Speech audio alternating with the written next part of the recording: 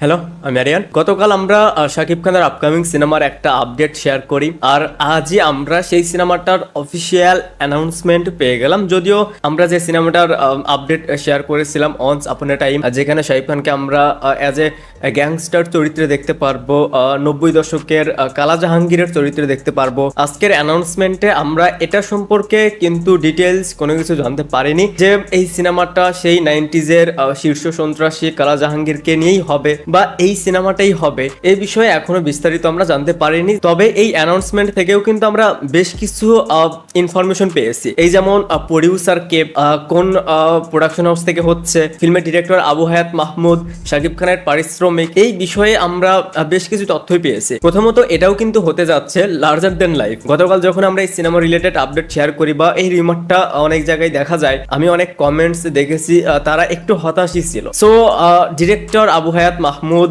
সে কিন্তু আজকে এটা ক্লিয়ার করে দিয়েছে যে এটা ফুল অন অ্যাকশন এবং এই সিনেমাটাও কিন্তু big scale plus larger than লাইফই হতে যাচ্ছে। সো এটা নিয়ে কোনো হতাশ হওয়ার কিছু নেই যে শাকিব খানকে নিয়ে সিনেমা বানাচ্ছে, সিনেমার বাজেট হয়তো খুব একটা হবে না, নতুন ডিরেক্টর বা শাকিব খানের যে অরা সেটা হয়তো আমরা সেই ফিল্মে দেখতে পারবো না। এই বিষয়গুলো নিয়ে যারা গতকাল পর্যন্ত ভাবছিলেন তারা এতটুকু কনফার্ম থাকতে পারেন এটাও কিন্তু big scale plus larger than লাইফই হতে যাচ্ছে। এরপর প্রশ্ন আসতে পারে এই সিনেমাটা কোন প্রোডাকশন হাউস থেকে হচ্ছে বা প্রডিউসারকে। এই সিনেমাটার ক্ষেত্রে আমরা আবারও একজন নতুন ডিরেক্টর পাচ্ছি ফিল্মে। বলতে গেলে আমরা রায়হান রাফি, হিমেল আশরাফ বা মেহেদী হাসান হৃদয়ের পর আরো একজন কমার্শিয়াল ফিল্ম মেকার পেতে যাচ্ছে। সেই সাথে প্রডিউসারও কিন্তু এই ফিল্মের নতুন এবং এই ফিল্মটা হতে যাচ্ছে ক্রিয়েটিভ ল্যান্ড প্রোডাকশন হাউস থেকে। প্রোডাকশন হাউসটা নতুন এবং এই সিনেমার প্রডিউসার কিন্তু একজন মেয়ে। তো আমরা নতুন একটা প্রোডাকশন হাউস পাচ্ছি, আমরা ফিল্মে আরো একজন কমার্শিয়াল ফিল্ম মেকার পেতে যাচ্ছি। যারা বলেন যে শাকিব খান নতুনদেরকে সুযোগ দেয় না,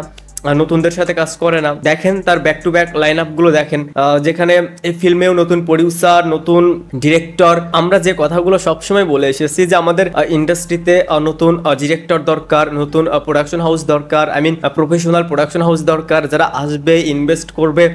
সো সেটা কিন্তু হচ্ছে। এবার আসি শাকিব খানের পারিশ্রমিক বিষয়। শোনা যাচ্ছে এই সিনেমায় শাকিব খান পারিশ্রমিক নিয়েছে বা নিবে 3 কোটি, যেটা আমাদের ফিল্মের বাজেটেরও বাহিরে। এখন দেখেন শাকিব খানের সিনেমা যতটুকু শোনা যাচ্ছে ঈদের জন্য সে 3 কোটি নিবে, ঈদের বাহিরে 2 কোটি।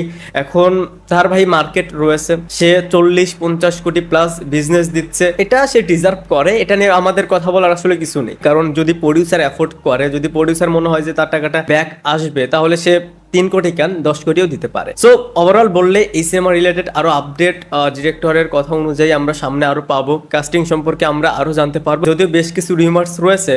এরপরে আমরা অফিসিয়াল আপডেটের অপেক্ষায়। সো এই সিনেমাটা নিয়ে আপনারা কতটা এক্সাইটেড, আপনাদের কাছে কি মনে হচ্ছে, কেমন হতে পারে শাকিব খানের এই সিনেমাটা, সেটা অবশ্যই কমেন্টসে জানাবেন। ভিডিওটা দেখার জন্য অসংখ্য ধন্যবাদ। এই চ্যানেলে যদি প্রথমবারের মতন হয়ে থাকেন তাহলে প্লিজ সাবস্ক্রাইব। বাই।